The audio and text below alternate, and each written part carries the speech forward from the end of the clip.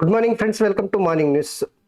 నేతపల్కు group of channel సమర్పించేటువంటి morning న్యూస్కి మీ అందరికీ స్వాగతం తెలియజేస్తున్నాను. నేను మీ కోటికే రామమోదరాజ్. కేంద్ర ప్రభుత్వం అయితే నిన్న పార్లమెంట్లో కేంద్ర ఆర్థిక మంత్రి నిర్మలా సీతారామన్ అయితే బడ్జెట్ ఓటాన్ అకౌంట్ బడ్జెట్ అయితే ప్రవేశపెట్టింది. అది ఎన్నికల కోసం ఎట్లాంటి తాపత్రయాలు పడకుండా గత 9.5 ఏళ్ల కాలంలో ఏదైతే అభివృద్ధి జరిగిందో ఆ అభివృద్ధిని చూసి ఓటీఆర్ అని చెప్పడానికి బడ్జెట్ ప్రవేశపెట్టినట్టు ఆమె చెప్పింది. సో అనేక అంశాలు మనం ఆ బడ్జెట్కి సంబంధించినటువంటి వార్త వచ్చేటప్పుడు చెప్పుకుందాం. ఇక ఇక్కడ చూడండి, మల్కాజ్గిరి బరిలో ఈటెల గెలిస్తే కేంద్ర మంత్రి, బీఆర్ఎస్ గల్లంత్ అయితే బీజేపీని. చాలా కీలకమైనటువంటిది ఇది. తెలంగాణ రాష్ట్ర రాజకీయాలలో ఈటెల ఒక ప్రభంజనం, ఈటెల ఒక సంచలనం. పేద వర్గాల నుంచి వెళ్ళి పేద వర్గాల కోసమే తాను తెలంగాణ ఉద్యమంలో కీలకమైనటువంటి పాత్ర పోషించినటువంటి ఈటెల ఈరోజు రాజకీయ ప్రస్థానంలో మొట్టమొదటిసారి, ఆయన జీవితంలో మొట్టమొదటిసారి ఎమ్మెల్యేగా 2 నియోజకవర్గాలలో ఓడిపోవడం, తదనంతరం జరుగుతున్నటువంటి పరిణామాలు చూస్తే సో ఈటెల రాజకీయ ప్రస్థానం ఎటువైపు అనే చర్చ జరుగుతున్న వేళ నిన్న మొన్న అయితే ఢిల్లీలో ఆయన మకాం పెట్టిండు. మల్కాజ్గిరి పార్లమెంటు నుంచి వెళ్ళి బరిలో దిగుతున్నట్టు పూర్తి క్లారిటీ అయితే కనిపిస్తూ ఉంది. ఒకవేళ మల్కాజ్గిరి పార్లమెంటు నుంచి ఎంపీగా గెలిస్తే కేంద్ర మంత్రిగా కేంద్ర పెద్దలు చేయడానికి సిద్ధమైనట్టు సమాచారం. గదే జరిగితే మనమంతా ఊహిస్తున్నట్టే తెలంగాణ రాష్ట్ర రాజకీయాలలో బీఆర్ఎస్ పార్టీ గల్లంతైతుంది, బీఆర్ఎస్ పార్టీ ఉనికి ప్రశ్నార్థకం. తెలంగాణలో కేసీఆర్ రాజకీయాలు ఇక అయిపోయినట్టే అనే ఏదైతే చర్చ చేస్తున్నారో దాని ప్లేస్లో ఈటెల రాజేందర్ కనుక మల్కాజ్గిరి నుంచి గెలిచి పార్లమెంటు సభ్యుడిగా పార్లమెంటుకి వెళ్ళి కేంద్ర మంత్రి అయితే కనుక ఖచ్చితంగా తెలంగాణ రాష్ట్ర రాజకీయాలలో బీజేపీ పార్టీ తనదైనటువంటి ముద్ర వేసేటువంటి అవకాశం ఉంటుంది. గట్టనే బీజేపీ పార్టీ బీఆర్ఎస్ పార్టీ స్థానాన్ని ఆక్రమించి రేపు జరగబోయేటువంటి అనేక రాజకీయ అంశాలలో కాంగ్రెస్ పార్టీ నిరికినబెట్టడానికి బీజేపీ ప్రధాన ప్రతిపక్షంగా తెలంగాణలో ఎదిగే అవకాశం ఉంటుంది. రాబోయే కాలంలో కాంగ్రెస్ పార్టీ బీజేపీ పార్టీ మాత్రమే ఉండేటువంటి పరిస్థితి కనిపిస్తూ ఉంది. అందుకనే మల్కాజ్గిరి బరి నుంచి వెళ్ళి ఖచ్చితంగా ఈటెల రాజేందర్ నిలబడితే గెలుస్తాడా గెలువడా మీరు కామెంట్ రూపంలో పెట్టుర్రి. ఇక మిగతా అనేకమైనటువంటి నిన్న కేసీఆర్ సార్ అయితే ఇక శాసనసభకు పోయి ఇక గజ్వేలు ఎమ్మెల్యేగా ప్రమాణ స్వీకారం అయితే చేసిండు. సో ఆయన ఎంబడైతే పార్టీ ఎమ్మెల్యేలు ఎమ్మెల్సీలు అంతా గొర్రెల గుంపులాగా లొల్లి పెట్టి ఆగమాగం పట్టించారు. ఇంకా గా వార్త అయితే చూద్దాం. తర్వాత ఆ ప్రజాప్రతినిధులతో కూర్చొని 4 ముచ్చట్లు కూడా చెప్పుకున్నాడు. ఇక గా ముచ్చట్లకు సంబంధించి కాంగ్రెస్ పార్టీ పైన కొన్ని కీలకమైనటువంటి మాటలు అయితే చెప్పుకొచ్చాడు. ముఖ్యంగా రేవంత్ రెడ్డిని కలిసిన ఎమ్మెల్యేల గురించి కూడా ప్రస్తావించాడు. గా ముచ్చట్లు కూడా తెలుసుకునేటువంటి ప్రయత్నం చేద్దాం. ఇక మిత్రులారా, ఫస్ట్ మీరు మర్చిపోకండి, మన న్యూస్ ఛానల్ని పక్కాగా సబ్స్క్రైబ్ చేయడం మాత్రం మర్చిపోకూరి. నేతపల్కు న్యూస్, నేతపల్కు టీవీ, స్వేచ్ఛ టీవీ, అట్లనే నేతపల్కు మీరు ఖచ్చితంగా సబ్స్క్రైబ్ చేసి, లైక్ చేసి, కామెంట్ చేసి, షేర్ చేసి ఖచ్చితంగా ఆదరించాలని చెప్పేసి విజ్ఞప్తి చేస్తూ ఇక చక్కగా వెలుగు పేపర్లకు వెళ్దాం. సాదా సీదా వరాలు లేవు, వార్తలు లేవు. ఓటాన్ అకౌంట్ బడ్జెట్ను ప్రవేశపెట్టిన నిర్మల రక్షణ రంగానికి దండిగా నిధులు, సాగుకు అంతంతే, హెల్త్ ఇతర సెక్టార్లకు పర్వాలేదు. 5 ఏళ్లలో మరో 2 కోట్ల ఇండ్ల నిర్మాణం, 1 కోటి కుటుంబాలకు 300 యూనిట్ల వరకు ఫ్రీ కరెంటు, ట్యాక్స్ స్లాబ్లో ఎలాంటి మార్పులు లేవు, ఎలక్ట్రిక్ వాహనాల వాడకానికి ప్రోత్సాహం, అంగన్వాడీ సిబ్బందికి ఆయుష్మాన్ భారత్, ప్రజల ఆదాయం 50% పెరిగిందన్న నిర్మలా సీతారామన్. ఈ లోక్సభ ఎన్నికలకు 2 నెలల టైం ఉండడంతో ఒప్పించక సాదాసీదాగా కేంద్ర ప్రభుత్వం బడ్జెట్ను తీసుకువచ్చింది. ఎలాంటి వరాలు లేవు, వార్తలు లేవు, కొత్త పథకాలు లేవు, సామాన్యులపై పెద్దగా భారము లేదు. 2024 ఓటాన్ అకౌంట్ బడ్జెట్ను గురువారం పార్లమెంట్లో కేంద్ర మంత్రి నిర్మలా సీతారామన్ ప్రవేశపెట్టారు. చూడుర్రి, కేంద్ర ప్రభుత్వం ఎంత మంచి బడ్జెట్ ప్రవేశపెట్టిందంటే అనుమానం లేదు కదా ఇందులో ఎవరికి. ఎందుకంటే జనరల్గా ఎలక్షన్ ఉన్నప్పుడు మన మోతుపరి మాజీ ముఖ్యమంత్రి కేసీఆర్ కూడా అవుతారంటే ఆ పథకం పెడతా ఈ పథకం పెడతా, మీరు చరిత్రలో కని విని ఎరగనటువంటి పథకాన్ని తీసుకొస్తా, తెలంగాణ ప్రజలకు ఆ పథకాన్ని అమలు చేసి చూపెడతా అని చెప్పేసి ఉద్యమ ముచ్చట్లు చెప్పి ఉదరగొట్టే ఉపన్యాసాలు ఇచ్చి ప్రజల్ని ఆకాశానికి ఎత్తేటోడు కదా. కానీ కేంద్ర ప్రభుత్వం అట్లా ఏలే, సాదాసీదా బడ్జెట్ని ఏ మాత్రం అంగు ఆర్పాట్లకు వెళ్ళలే, కొత్త పథకాలను ప్రవేశపెట్టలే, అవి ఇస్తాం ఇది ఇస్తామని హామీలు చెప్పలే. ఉన్నది ఉన్నట్టు ఏదైతే ఉందో గదే ముందల భారతదేశ ప్రజల ముందల పెట్టారు. సో నిజంగా ఇది హ్యాట్సప్ చెప్పాల్సిందే బీజేపీ ప్రభుత్వానికి. ఎన్నికల టైం ఖాళీ 2 నెలలనే ఉంది, అయినా కూడా ఎట్లాంటి అడావిడి చేయకుండా, ఎన్నికల స్టంట్లు ఏమి చేయకుండా సాదాసీదా ఓటాన్ అకౌంట్ బడ్జెట్ ప్రవేశపెట్టినట్టే ఇంతకన్నా గొప్ప ఇంకేముంటుంది చెప్పుర్రి. ఇక 2047 నాటికి అభివృద్ధి చెందిన దేశంగా భారత్ ఎదుగుతుందని అన్నారు. 10 ఏళ్లలో 25 కోట్ల మంది పేదరికం నుంచి బయటపడ్డారని, ప్రజల ఆదాయం 50% పెరిగిందని పేర్కొన్నారు. బడ్జెట్లో అత్యధికంగా రక్షణ రంగానికి 6 లక్షల కోట్ల పైగా కేటాయించారు. మిగతా రంగాలతో పోలిస్తే వ్యవసాయ రంగానికి అంతంత మాత్రంగానే కేటాయింపులు జరిపారు. కొత్తగా 2 కోట్ల మందికి పీఎం ఆవాస్ యోజన కింద ఇళ్లు కట్టిస్తామని, రూప్ టాప్ సోలార్ స్కీమ్ కింద 1 కోటి కుటుంబాలకు 300 యూనిట్ల వరకు ఉచిత కరెంట్ అందజేస్తామని ప్రకటించారు. ట్యాక్స్ పేయర్స్ కు గత బడ్జెట్లోని పద్ధతినే రిపీట్ చేశారు. 7 లక్షల వరకు కొత్త సిస్టమ్ ప్రకారం పన్ను చెల్లించాల్సినటువంటి అవసరం లేదు. ఈ ట్యాక్స్ చెల్లింపులో కొంత ఊరట లభిస్తుందని వేతన జీవులు భావించిన నిరాశనే ఎదురైంది. ఇది మొత్తం మీద ఓటాన్ అకౌంట్ బడ్జెట్లో ప్రధానంగా రక్షణ రంగానికి, దేశ రక్షణ కోసము ఎక్కువ 6 లక్షల కోట్ల రూపాయలను కేటాయించారట. మిగతా విద్యకు వైద్యానికి మంచి అవకాశమే కల్పించారట బడ్జెట్ కేటాయింపులో. ఖాళీ వ్యవసాయానికి మాత్రం తక్కువ ఇచ్చారనేటువంటి వార్త. ఇక రాష్ట్రంలో రైల్వేకు 5,000 కోట్లు పెట్టుబడుల కింద మరో 31,221 కోట్లు ఖర్చు. అశ్విని వైష్ణవ్ రైల్వేల అభివృద్ధికి 3 ఎకనామిక్ కారిడోర్లు నిర్మలా సీతారామన్. సో తెలంగాణకు రైల్వే బడ్జెట్లో దాదాపుగా 5,000 కోట్ల రూపాయలు కేటాయించినట్ట. మిగతా అభివృద్ధి పనుల కోసం 31,221 కోట్లు కేటాయించినట్ట. దీన్ని అశ్విని వైష్ణవ్ కేంద్ర మంత్రి తెలియజేసిండు. ఇక బడ్జెట్ మొత్తం భారతదేశ బడ్జెట్ మొత్తము 47,65,768 కోట్ల రూపాయలు. భారతదేశ బడ్జెట్ ప్రపంచంలోనే 5వ ఎకనామీగా ఎదిగినటువంటి భారతదేశ బడ్జెట్ ఇప్పుడు ప్రస్తుతము 47,65,768 కోట్ల రూపాయలు నిన్న ప్రవేశపెట్టినటువంటి బడ్జెట్లో పొందుపరిచినట్టుంది. ఈ రెవెన్యూ వసూలు వచ్చేసి 30 లక్షల కోట్లు, మూలధన వసూళ్లు 17.6 లక్షల కోట్లు, ఆర్థిక లోటు 3.9 లక్షల కోట్లు, మొత్తం వ్యయం 51.5 లక్షల కోట్లు. ఈ సాధారణ ఖర్చులు 36.5 లక్షల కోట్లు, ఈ క్యాపిటల్ ఎక్స్పెండిచరు 15.0 లక్షల కోట్లు అని చెప్పేసి మొత్తం బడ్జెట్ సంబంధించినటువంటి పూర్తి వివరాలు. వికసిత్ భారత్ బలమైన పునాది వేసేలా మధ్యంతర బడ్జెట్ కు రూపకల్పన జరిగింది. యువత, పేదలు, మహిళలు, రైతుల సాధికారతకు ఈ బడ్జెట్ దోహదం చేస్తుంది. యువత ఆకాంక్షలను ప్రతిబింబించేలా కేటాయింపులు జరిగాయి. ద్రవ్య లోటును కంట్రోల్ చేస్తూనే క్యాపిటల్ ఎక్స్పెండిచర్ను ₹11 లక్షల కోట్లకు పెంచడం చారిత్రాత్మక నిర్ణయం. ప్రధాని నరేంద్ర మోడీ చెప్తున్నటువంటి ముచ్చట అది. ఇక ముఖ్యమైనటువంటి శాఖల కేటాయింపులు లక్షల కోట్లలో ఎక్కడెక్కడ ఏ దానికి ఎన్ని ఇచ్చారో ఒక్కసారి చూద్దాం. డిఫెన్స్ కు 6,21,000 కోట్లు, రైల్వేకు 2,55,000 కోట్లు, హోంశాఖకు 2,03,000 కోట్లు, 300 కోట్లు, రూరల్ డెవలప్మెంట్ కోసము 1,77,000 కోట్లు, ట్రాన్స్పోర్ట్ అండ్ హైవేస్ కోసము 2,78,000 కోట్లు, కన్జ్యూమర్ అఫైర్స్ కోసము 2,13,000 కోట్లు, కెమికల్స్ అండ్ ఫర్టిలైజర్స్ కోసము 1,68,000 కోట్లు, కమ్యూనికేషన్స్ కు 1,37,000 కోట్లు, అగ్రికల్చర్ కి 1,27,000 కోట్ల రూపాయలు మొత్తం మీద అయితే కేంద్ర బడ్జెట్ దీనిలో కేటాయించినటువంటి కీలకమైనటువంటి శాఖలకు ఇచ్చినటువంటి పైసలు ఇవి.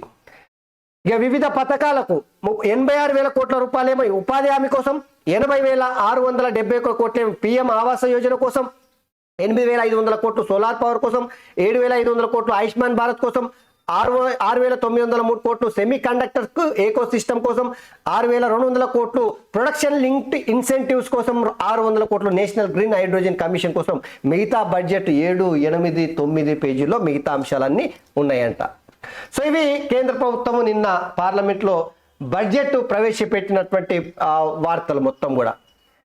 ఇక మరో 2 గ్యారెంటీలు అమలు చేద్దాం. 500లకు సిలిండరు, 200 యూనిట్లకు 200 యూనిట్ల ఫ్రీ కరెంటు, ఇందిరమ్మ ఇండ్లు, వీటిలో రెండింటి అమలుకు రెడీగా ఉండండి. అధికారులకు సీఎం రేవంత్ రెడ్డి ఆదేశం. ఈ బడ్జెట్లోనే నిధుల కేటాయింపు. అరువులు ఎవరికి నష్టం జరగవద్దు, లేనిపోని రూల్స్ పెట్టి జనాన్ని ఇబ్బంది పెట్టవద్దు. గ్యారెంటీలకు దరఖాస్తులు నిరంతర ప్రక్రియ. తప్పుగా వచ్చిన అప్లికేషన్లను ఫీల్డ్ లెవెల్లో రీవెరిఫికేషన్ చేయాలని చెప్పేసి సూచించిందట. సో రాష్ట్ర ప్రభుత్వం ఒకవైపు బీఆర్ఎస్ పార్టీ మూకుమ్మడిగా బ్యాచ్ మొత్తం ఒంటికాలపై నిలబడి కాలి గజ్జె కట్టుకొని కాంగ్రెస్ పార్టీ అమలుకు నోచుకొని 420 హామీలు ఇచ్చిందని చెప్పేసి పెద్ద ఎత్తున ప్రజల్లో వ్యతిరేకత తీసుకొచ్చి కాంగ్రెస్ పార్టీని బదనాం చేసి కాంగ్రెస్ పార్టీని గద్దెదించాలి అనేటువంటి ఏదైతే కృతనిశ్చయంతో ఉందో దానికి అనుగుణంగానే బీఆర్ఎస్ పార్టీ అయితే పనిచేస్తూ ఉంది. ఇక దాన్ని కౌంటర్ చేయడానికి కాంగ్రెస్ పార్టీ మరో 2 గ్యారెంటీలు అమలు చేయాలి. ముఖ్యంగా 500 రూపాయలకు సిలిండరు, గట్లనే దానికి తోడు ఉచిత కరెంటు, 200 యూనిట్ల వరకు ఉచిత కరెంటు, ఇక ఇందిరమ్మ ఇండ్లు. ఈ 2 అమలు చేయడానికి ఈ బడ్జెట్లో ప్రవేశపెట్టబోతా ఉన్నారట. సో 6 గ్యారెంటీలు 100 రోజుల్లోనే అమలు చేస్తామని చెప్పేసి ఇప్పటికే కాంగ్రెస్ పార్టీ ప్రకటించింది. కాబట్టి మరి ఇప్పటివరకు అయితే 2 పథకాలు అమలు చేస్తున్నట్టు ఇంకో 2 ఇక ఈ వారము 10 రోజుల్లో అమలు చేసేయడానికి ప్రయత్నాలు చేస్తున్నట్టు ఇక్కడ స్పష్టంగా చూడొచ్చు. సో ఎవరైతే అర్హులైనటువంటి వాళ్ళు ఇందిరమ్మ ఇండ్ల కోసం కానీ మిగతా గ్యారెంటీల కోసం దరఖాస్తు ప్రక్రియ సందర్భంగా ఎవరైతే దరఖాస్తులు ఇచ్చిర్రో ఇక దరఖాస్తులు ఎవరైనా ఫీల్డ్ లెవెల్లో అంటే కింది స్థాయిలో ఏమైనా తిరస్కరణకు గురైతే మళ్ళొక్కసారి రీవెరిఫికేషన్ చేయండి అని చెప్పేసి నిన్న ముఖ్యమంత్రి రేవంత్ రెడ్డి ఆదేశించిండు. సో ఇది కత్తి మీద సాము లాంటిది. కాంగ్రెస్ పార్టీకి 6 గ్యారెంటీలు కావచ్చు, ఎన్నికల మేనిఫెస్టోలు ఇచ్చినటువంటి అనేకమైనటువంటి ఉచిత హామీలు ఏవైతే ఉన్నాయో అవన్నీ బీఆర్ఎస్ పార్టీ ఇచ్చింది. ఏం అనుమానం లేదు, వీళ్ళే ఇచ్చిరని అనుకోకూరి, అది బీఆర్ఎస్ పార్టీ కూడా ఇచ్చింది. బీఆర్ఎస్ పార్టీ అధికారంలోకి వచ్చినా కూడా ఈ హామీలు అమలు చేయడం సాధ్యం కాదు. కానీ ఇక్కడ మీరు ఒకటి గుర్తుపెట్టుకోవాల్సింది ఏంటంటే ఒక్క బీజేపీ మాత్రమే ఉచిత పథకాల జోలికి వెళ్లకుండా వాస్తవానికి ఏ పథకాలైతే అమలు చేస్తే తెలంగాణ అభివృద్ధి చెందుతుందో గా పథకాలకు సంబంధించిన రూపకల్పన చేసినటువంటి ఏకైక పార్టీ బీజేపీ పార్టీ. కానీ బీజేపీ పార్టీ గెలవలేదు. అనేక కారణాలు, దాని జోలికి వెళ్ళొద్దు. కానీ ఇక ఏదేమైనా కూడా కాంగ్రెస్ పార్టీ ఇచ్చినటువంటి హామీలను అమలు చేయడానికి అయితే ప్రయత్నాలు అయితే చేస్తున్నట్టు ఇక్కడ స్పష్టంగా చూడొచ్చు. ఇక ఇది ఇట్లుంటే ఇవాళ ఇంద్రవెల్లిలో రేవంత్ సభ, ఇక్కడి నుంచే లోక్సభ ఎన్నికల శంఖారావం, నాగోబ ఆలయం, ఇంద్రవెల్లి అమరవీరుల స్మారక స్తూపం సందర్శన. సో రేవంత్ రెడ్డి గతంలో వారం 10 దినాలు అవుతున్నట్టుంది, ఎక్కువ కూడా కాలేదు. ఇంద్రవెల్లికి వస్తున్న కాచుకోండి, ఇక మీరు పులి బయటకు వస్తుంది అంటున్నారు, పులిని లోపల బంధిస్తా అని చెప్పేసి ఇక చూసుకుందాం రాన్రాబాయ్ అని చెప్పేసి ఏదైతే ముఖ్యమంత్రి చెప్పిండో ఇంద్రవెల్లి సభ ఈ రోజు జరగబోతా ఉందంట. అక్కడి నుంచెల్లి ఇక నాగోప ఆలయం, ఇంద్రవెల్లి అమరవీరుల స్తూపం స్మారకం సందర్శించిన తర్వాత పార్లమెంట్ ఎన్నికల శంఖారావం ముఖ్యమంత్రి రేవంత్ రెడ్డి పూరించబోతా ఉన్నాడంట. సీఎం సభను సక్సెస్ చేద్దాం, చెన్నూరు ఎమ్మెల్యే వివేక్ వెంకటస్వామి. ఇక ఆదిలాబాద్ నుంచి అభివృద్ధి అడుగు, ఇంద్రవెల్లి పోరాట స్ఫూర్తితోనే అధికారంలోకి కాంగ్రెస్, మంత్రి సీతక్క చెప్తా ఉంది. ఇక శ్రీశైలం, నాగార్జున సాగర్, కృష్ణా బోర్డు పరిధిలోకి పవర్ హౌజులు మినహా అవుట్లెట్ల అప్పగింతకు ఏపీ తెలంగాణ ఓకే. కేఆర్ఎంబీ సమావేశంలో నిర్ణయం, ప్రాజెక్టు ఇచ్చేందుకు ఒప్పుకోబోమని జనవరి 27న జలశక్తి శాఖ సెక్రటరీకి తెలంగాణ ఇరిగేషన్ సెక్రటరీ లేఖ. కేఆర్ఎంబీ మీటింగ్ తర్వాత మీడియాకు లేఖ రిలీజ్ అయింది. అయిపోయి తెలంగాణ ప్రాజెక్టులన్నీ, తెలంగాణ నీళ్ళన్నీ ఆ కేఆర్ఎంబీకి ఒకవేళ మొత్తం దారదత్తం చేస్తే తెలంగాణ అడగంటి పోతుంది, ఎడారైతుంది, ఎండిపోతుంది, అతలాకుతలం అయిపోతుంది, తలకిందులు అయిపోతుంది అని చెప్పేసి బీఆర్ఎస్ బ్యాచ్ ఏదైతే గగ్గోలు పెట్టిందో దానికి సమాధానం కృష్ణా బోర్డు పరిధిలోకి అంట చూడూరి శ్రీశైలం, నాగార్జున సాగర్. ఇక జెంట్స్ స్పెషల్ పేరుతో ఆర్టీసీ బస్ ఎల్బినార్ ఇబ్రహీంపట్నం రూట్లో ఒకటి ట్రిప్ నడిపిన అధికారులు పర్మిషన్ లేకుండా నడపడంపై ఉన్నతాధికారుల ఆగ్రహం అంట. ఇక పురుషులకు ప్రత్యేకమని చెప్పేసి బస్సు నడిపే పరిస్థితి తెలంగాణలో వచ్చింది. చూడండి, హైదరాబాద్లో ఎల్బినార్ నుంచి ఇబ్రహీంపట్నం రూట్లో ఒక ట్రిప్పు జెంట్స్ స్పెషల్ అంటే పురుషులకు మాత్రమే అని చెప్పేసి బస్సు నడిపిరట. అందులో మహిళలకు అవకాశం లేకుండా నడిపితే అది అధికారుల అనుమతి లేకుండా నడిపితే ఆగ్రహం వ్యక్తం చేసిరట. నిజంగా ఇది నడపాల్సిందే, బరాబర్ నడపాల్సిందే. ఎందుకంటే మహిళలకు ఉచితంగా బస్సు ప్రయాణం కల్పించిన తర్వాత పురుషులు పైసలు కట్టి నిలబడే పరిస్థితి వచ్చింది. అందుకని ఇట్లా నడపడం వల్ల కొంత ప్రభుత్వం పైన సానుకూలంగా వైఖరి ఉండేటువంటి అవకాశం ఉంటుంది జనాల్లోన. సో ఏదేమైనా కూడా ఎల్బీనగర్ ఇబ్రాహీంపట్నం రూట్లో ఒక ట్రిప్ నడిపిరట అధికారులు, పర్మిషన్ లేకుండా నడిపినందుకు ఉన్నతాధికారులు ఫైర్ అయ్యారట. మళ్ళా మంత్రిని అయితేనేమో 5 ఏళ్లలో ఏదైనా జరగవచ్చు. మళ్ళా ఈ జోకర్ నాయన ఎమ్మెల్యే మళ్ళా మంత్రి మాజీ మంత్రి చామకూర మల్లారెడ్డి మళ్ళా మంత్రిని అయితేనేమని జోకులు చేస్తున్నాడు. బ్రహ్మానందం మించిపోయాడు. నాకు తెలిసి తెలంగాణ రాష్ట్రంలో ఒక రాజకీయ నాయకుడు మంత్రిగా పనిచేసినటువంటి, ఎంపీగా పనిచేసి ఎమ్మెల్యేగా పనిచేసినటువంటి వ్యక్తి ఒక జోకర్గా తెలంగాణ ప్రజలు చూస్తున్నారంటే ఇక ఈయన ఒక్కనే. సో మళ్ళా మంత్రి అయితేనేమో ఏమో ఎట్లయితే ఇప్పుడైతే 5 ఏళ్ల వరకు అయితే అవకాశం లేదు. మరి కాంగ్రెస్ పార్టీలో పోయి మంత్రి పదవి ఏమన్నా తెచ్చుకుంటాడా?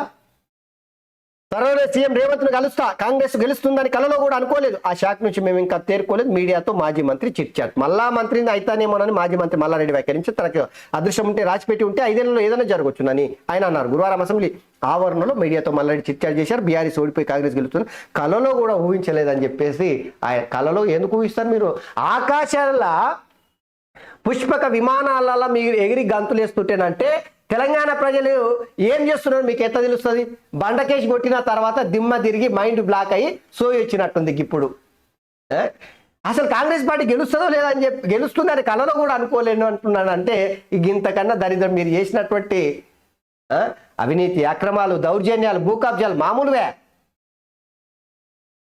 టాలీవుడ్ డ్రగ్స్ కేసులు కొట్టివేత, 12 కేసులు 6 కేసులను కొట్టేసిన కోర్టు, సరైన సాక్ష్యాధారాలు అందించిన ఎక్సైజ్ అధికారులు, ఫారెన్సిక్స్ రిపోర్ట్ల ఆధారంగా తీర్పులు, పూరి జగన్నాథ్, రవితేజ, తరుణ్ సహా పలువురిపై కేసులు కొట్టివేత. అయిపోయి ఓడిపోయింది చూడు.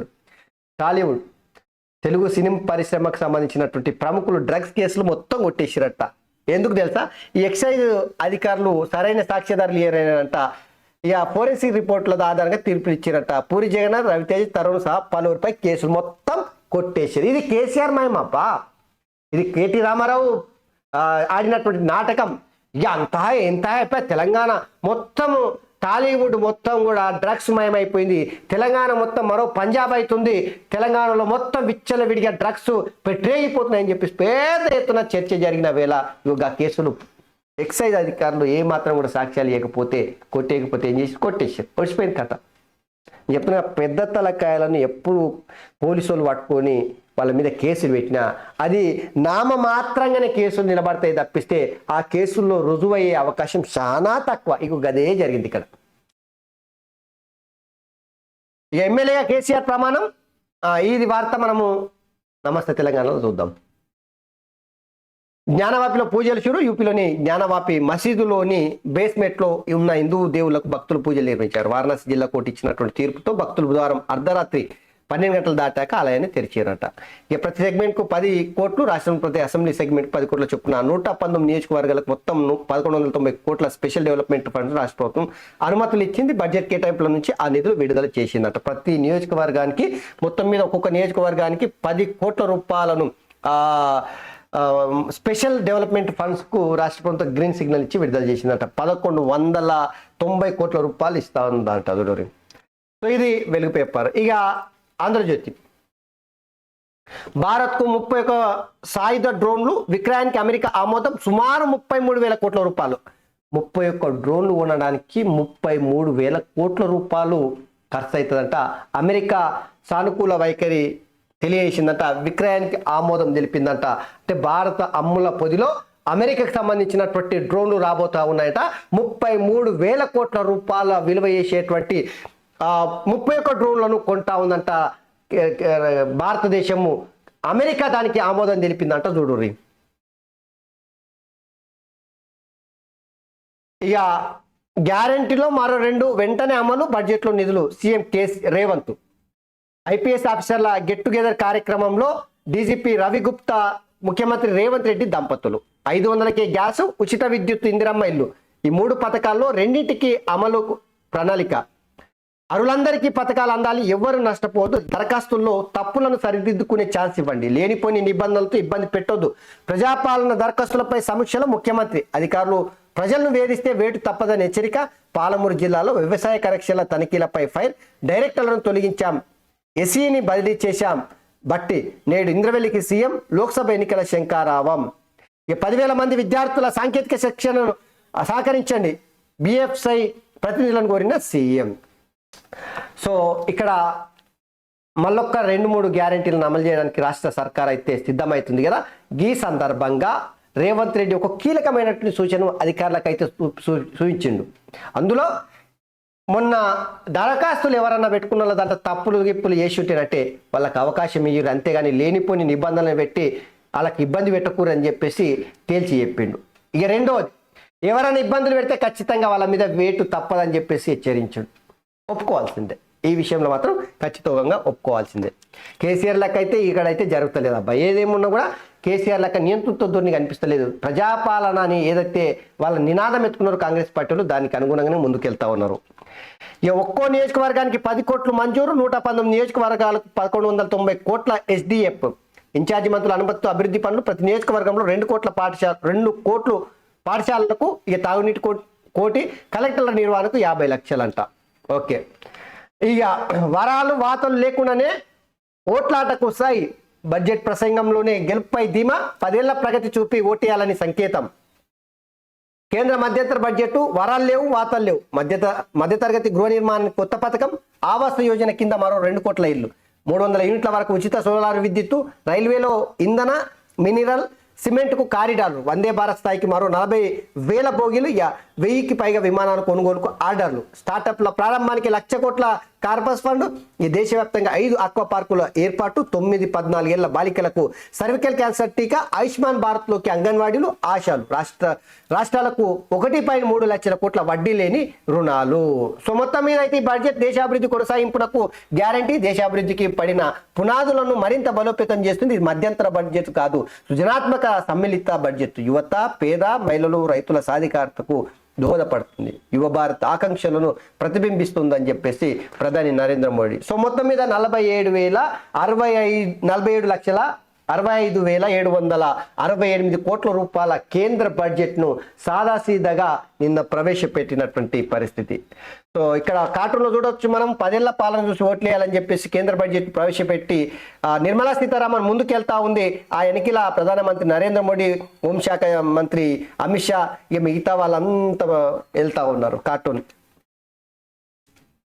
సో మిగతా చాలా ఉన్నాయి, వడ్డీ చెల్లింపులకు సంబంధించి ఇవన్నీ ఉన్నాయి. అది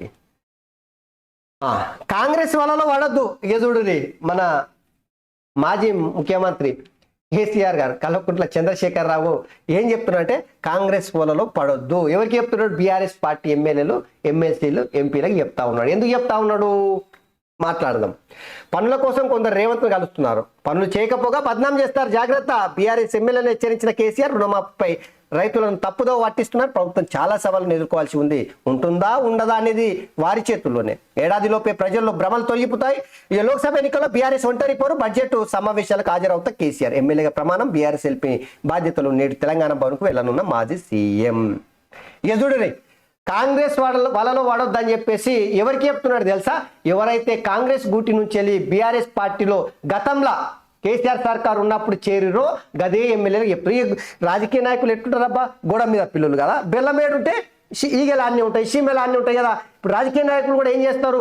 అభివృద్ధి పనుల పేరు మీద ముఖ్యమంత్రిని కలిసినామంటారు. నిన్న మొన్న జరిగింది కూడా మెదక్ సంబంధించినటువంటి 4 ఎమ్మెల్యేలు కలిసిన, రాజేందర్కి సంబంధించినటువంటి ప్రకాష్ గౌడ్ కలిసిన, రేపు పొద్దుగాల ఇంకెవరన్నా కలిసినా మేము ముఖ్యమంత్రిని కలిసింది కేవలం అభివృద్ధి, మా నియోజకవర్గ ప్రజల అభివృద్ధి కోసం కలిసినాం, నిధుల కోసం కలిసినాం, ఈ సమస్యల మీద ముఖ్యమంత్రిని కలిసినామని చెప్పుకొస్తారు తప్పిస్తే మేము పార్టీలో పోతామని చెప్తారా? కేసీఆర్ చెప్తున్నది కాంగ్రెస్ వాళ్ళలో కాదు.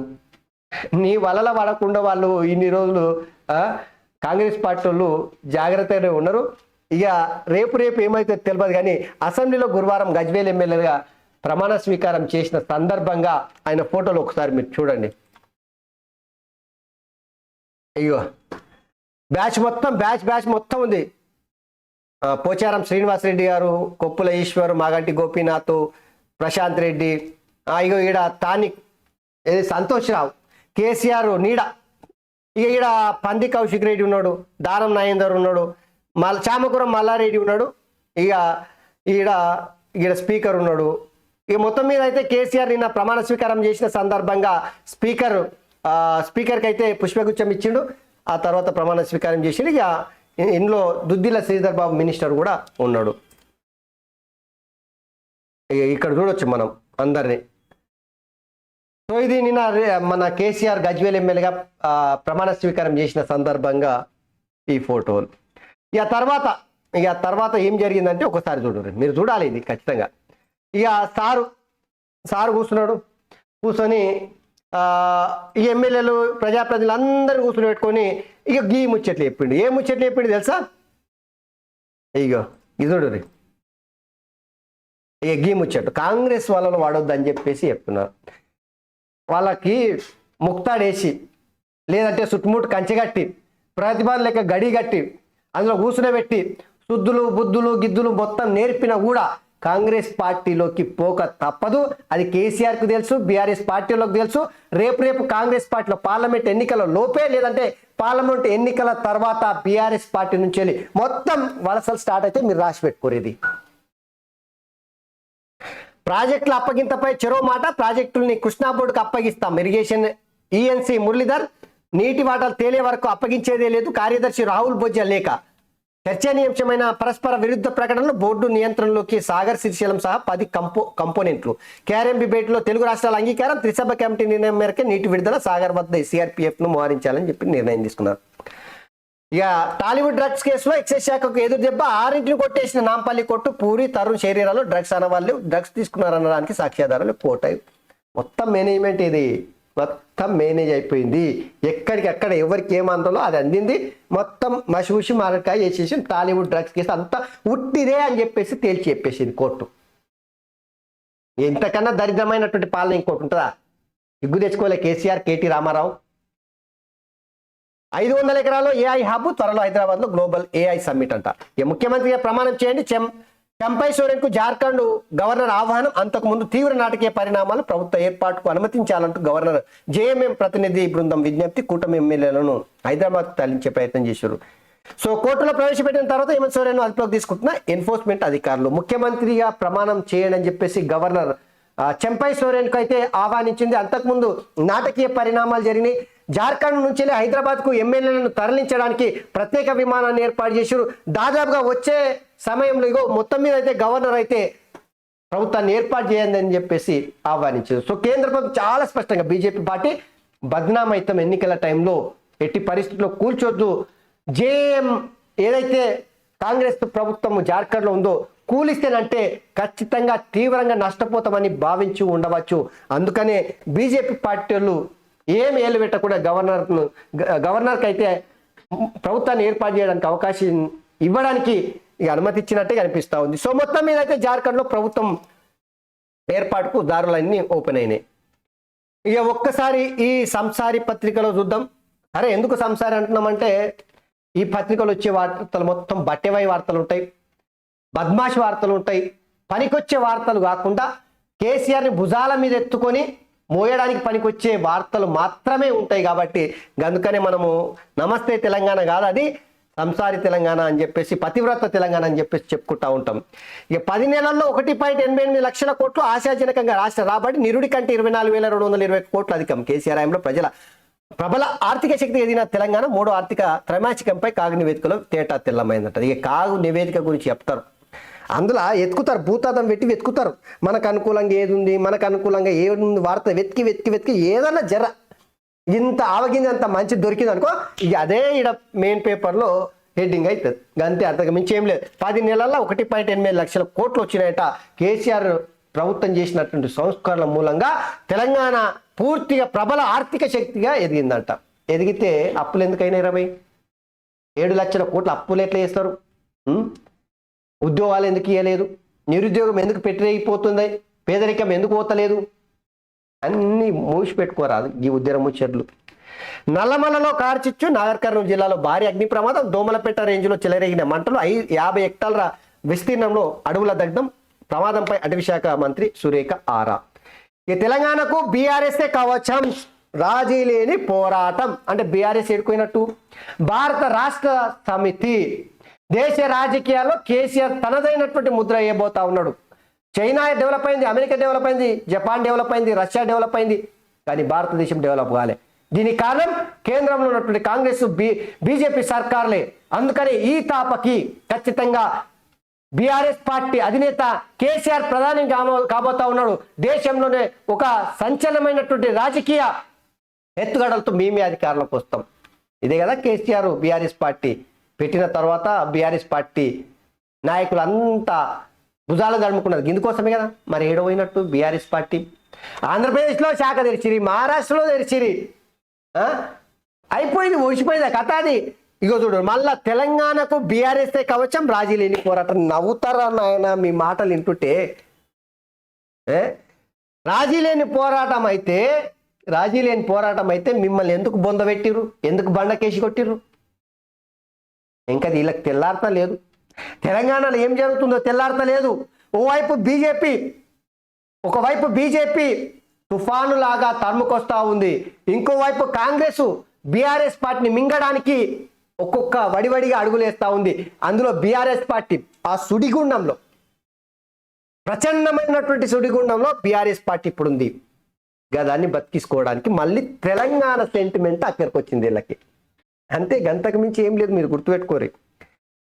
తెలంగాణ ప్రయోజనాల కోసం తెగించి కొట్లాడదాం. హామీల అమలుకు కాంగ్రెస్ సర్కార్కు అంత ఈజీ కాదు. కాంగ్రెస్ వైఫల్యాలను ప్రజాక్షేత్రంలో బయటపెడదాం. కృష్ణా ప్రాజెక్టులను కేంద్రానికి అప్పగించడం దారుణం. కేంద్ర ప్రభుత్వ చర్యలపై పార్లమెంట్లో నిరసన తెలపాలి. బీఆర్ఎస్ ఎంపీలకు పార్టీ అధినేత కేసీఆర్ దిశానిర్దేశం. ఎమ్మెల్యేలుగా ప్రమాణం. హాజరైన నేతలు, ప్రజాప్రతినిధులు. ఇక కృష్ణా ప్రాజెక్టులో కేఆర్ఎంబీలో చేర్చాం, తెలంగాణకు నష్టం అని చెప్పేసి చెప్తా ఉన్నారు. సో మొత్తం మీద అయితే నిన్న కేసీఆర్ ప్రమాణ స్వీకారం చేసిన సందర్భంగా ఈ తెలంగాణకు బీఆర్ఎస్ కవచం అంటే రాజీ లేని పోరాటం అంటే మీ బంధుపెట్టు రాదు. ఎందుకు ఊదర కొట్టి కొట్టి కొట్టి కొట్టి మొత్తం నోటప్పేసి ఏముంటుంది చెప్పు, గాలిబుడిగా అంతా బట్టిదే, ఏమీ లే. పాపం కేసీఆర్కి మంచిగా ఇంకా 10 ఏళ్ల పాటు అధికారాన్ని ఇస్తానంటే మంచిగా వాడుకుని ఇంకో 5 ఏళ్ళు ఇస్తుంది. కానీ ఏం చేస్తాం, నియంతృత్వ పోకడలు హిట్లర్ను మించిపోయే విధంగా ఆ ప్రగతి భవన్ కట్టుకొని 20 ఫీట్ల కంచెను నిర్మించి చుట్టుముట్ట ఆ ఫామ్ హౌస్కు పరిమితమై ప్రగతి భవన్ నుంచి బయటకు రాకుండా, సెక్రటరియట్కి వెళ్లకుండా, ప్రజల సమస్యలు తెచ్చుకోకుండా, అధికారులకు, ప్రజా సంఘాలకు, ప్రజలకు, నాయకులకు, ప్రతిపక్ష నాయకులకు, ఉద్యమకారులకు ఎవరికన్నా కలిసే అవకాశం ఇచ్చిండా ఏనాడన్నా? ఏ పొద్దన్నా? గంతుకు బొందబెట్టారు. ఇంకేం చేస్తారు మీరు? ఏ బిక్తారు? వచ్చి ఒడిచిపోయింది కథ, ఏమీ లేదు. సో జన్మదిన శుభాకాంక్షలు అని చెప్పేసి మిగతా గుత్తా సుఖేందర్ రెడ్డి శాసన మండలి చైర్మన్ గుత్తా సుఖేందర్ రెడ్డికి జన్మదిన శుభాకాంక్షలు అని చెప్పేసి ఇక వార్త నింపుకున్నారు. ఇక అంతే, ఇంకేమీ ఇంతకు మించి. మన రాష్ట్రం మన పత్రిక నమస్తే తెలంగాణ, మన రాష్ట్రం మన పత్రిక నమస్తే తెలంగాణ అనొద్దని, మన రాష్ట్రం మన కులం మన కాందాని, మన పత్రిక మన కబ్జా, మన సంపద మనకే లూటి, ప్రజల నెత్తి మీద చేటకోపం ఇట్లా పెట్టుకోరు పనికొచ్చేవి. సో దయచేసి మిత్రులారా, మీరు పదే విజ్ఞప్తి చేస్తూ ఉన్న మర్చిపోకురి. ఖచ్చితంగా నేత పలుకు న్యూస్ ఛానల్ని, నేత పలుకు టీవీని, నేత పలుకుని అట్లనే స్వేచ్ఛా టీవీని సబ్స్క్రైబ్ చేసి, షేర్ చేసి, లైక్ చేసి, కామెంట్ చేయాలని చెప్పేసి మీ అందరికీ విజ్ఞప్తి చేస్తూ ధన్యవాదాలు. Thank you very much.